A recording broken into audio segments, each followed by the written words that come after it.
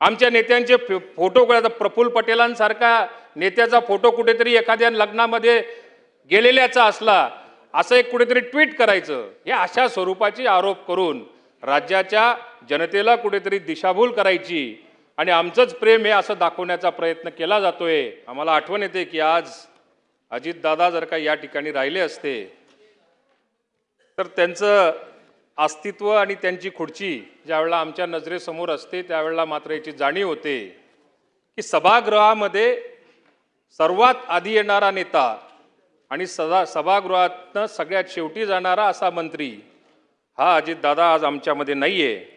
याचं दुःख आम्हाला सगळ्यांना या ठिकाणी होतंय। पण राज्यामध्ये जे सुनील शेळकेंनी या ठिकाणी मांडलं, एक जी संभ्रमाची अवस्था राज्यामध्ये जी निर्माण झालेली आहे, राज्याच्या मुख्यमंत्र्यांना, राज्याच्या गृहराज्यमंत्र्यांना मी या ठिकाणी विनंती करणार आहे की ज्या पद्धतीने संशयाचं भूत किंवा संशयाचं वातावरण महाराष्ट्र राज्यामध्ये जे निर्माण झालेलं आहे ते कुठेतरी कमी होण्याच्या दृष्टिकोनातून आणि जे सत्य असेल ते बाहेर येण्याच्या दृष्टिकोनातून राज्याच्या मुख्यमंत्र्यांना आमची विनंती असणार आहे की येणाऱ्या काळामध्ये याच्यावरती चर्चा करावी आणि राज्याच्या मुख्यमंत्र्यांनी त्याच्या बाबतीमध्ये निवेदन सुद्धा सादर करावं। DGCAच्या तपासाचं काय झालं, AIBचा रिपोर्ट कधीपर्यंत प्राप्त होणार आहे, CIDचा रिपोर्ट कधीपर्यंत प्राप्त होणार आहे। आम्ही सगळ्या आमदारांनी, आमच्या सगळ्या नेत्यांनी या ठिकाणी CBIची मागणी केलेली, त्या CBIच्या चौकशीचं आत्तापर्यंतचं स्टेटस काय आहे, या सगळ्या गोष्टी मुख्यमंत्री महोदयांनी आपल्या निवेदनामध्ये जर का केल्या तर आमच्यामध्ये घात का अपघात असा जो एक कल्लोळ तयार झालेला आहे तो कुठेतरी कमी व्हायला चालू होईल।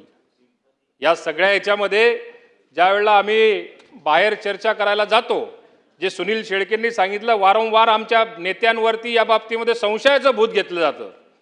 आमच्या नेत्यांचे फोटो प्रफुल्ल पटेलांसारखा नेत्याचा फोटो कुठेतरी एखाद्या लग्नामध्ये गेलेल्याचा असला असं एक कुठेतरी ट्विट करायचं।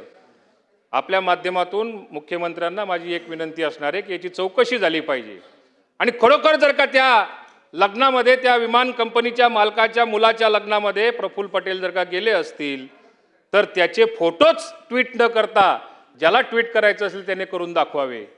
हे अशा स्वरूपाचे आरोप करून राज्याच्या जनतेला कुठेतरी दिशाभूल करायची आणि आमचंच प्रेम हे असं दाखवण्याचा प्रयत्न केला जातोय, याचा कुठेतरी आम्हाला खेद वाटतोय। अध्यक्ष महोदय, या सगळ्या अजितदादांच्या अपघाताच्या बाबतीमध्ये आपल्या माध्यमातून मी राज्याच्या मुख्यमंत्र्यांना हीच विनंती करणार आहे की याची चौकशी लवकरात लवकर झाली पाहिजे आणि याचं सत्य जे आहे ते बाहेर आलं पाहिजे।